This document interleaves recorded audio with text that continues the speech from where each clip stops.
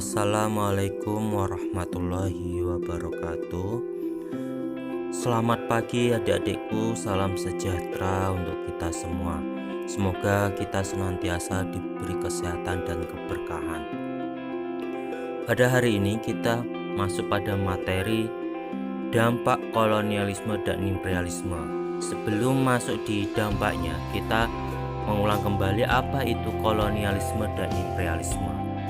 Kolonialisme adalah usaha untuk memperluas, mengembangkan, menguasai suatu daerah dengan kekuasaan satu negara di luar lokasi atau wilayah negara.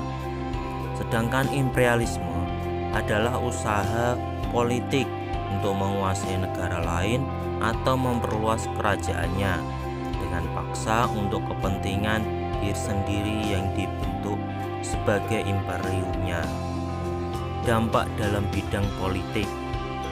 Dampak dalam bidang politik kita bisa lihat Dianles maupun Raffles meletakkan dasar pemerintahan modern.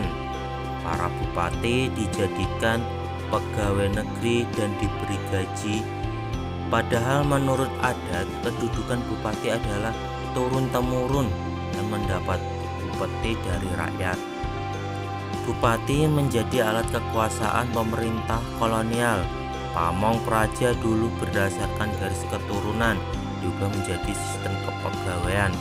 Hal ini berlaku hingga sekarang. Yang pertama, aktivitas pemerintahan berpusat di wilayah.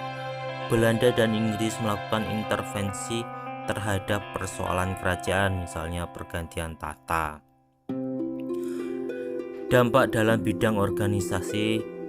Dalam bidang politik, ini ada beberapa partai.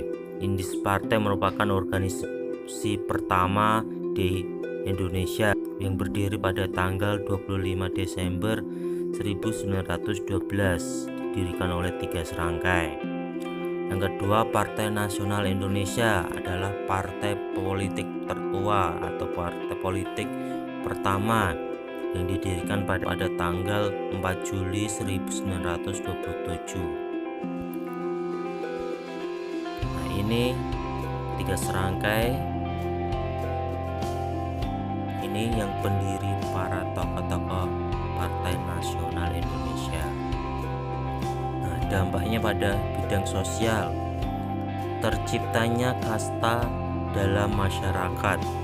Dengan bangsa Eropa dianggap sebagai yang tertinggi, terjadinya penindasan dan pemerasan secara kejam.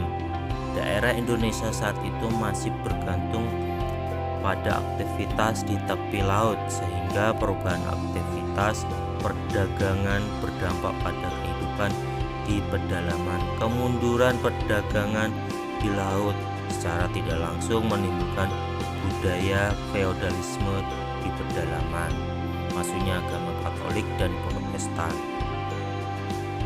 Sedangkan dalam bidang budaya ada 3 poin, yaitu yang pertama, upacara dan tata cara berlaku di istana disederhanakan dalam ikatan tradisi kehidupan pribumi yang menjadi lemah.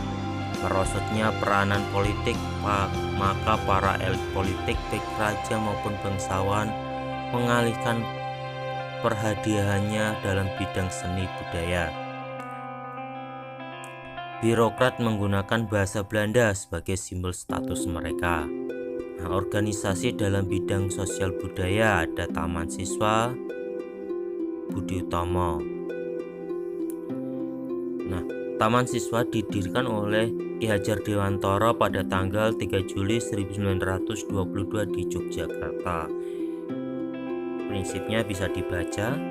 Dan yang kedua, Budi Utomo, organisasi kepemudaan yang didirikan oleh Dr. Sutomo dan para mahasiswa Stovia pada tanggal 20 Mei 1908. Selanjutnya Muhammadiyah, organisasi Islam yang besar di Indonesia. Selanjutnya Nahdlatul Ulama, didirikan pada tanggal 31 Januari 1926. Setelah materi yang singkat tersebut, silahkan dikerjakan tugas mandirinya di buku tulis. Semoga semua ini bermanfaat. Tetap jaga kesehatan dan tetap belajar. Cukup sekian. Assalamualaikum warahmatullahi wabarakatuh.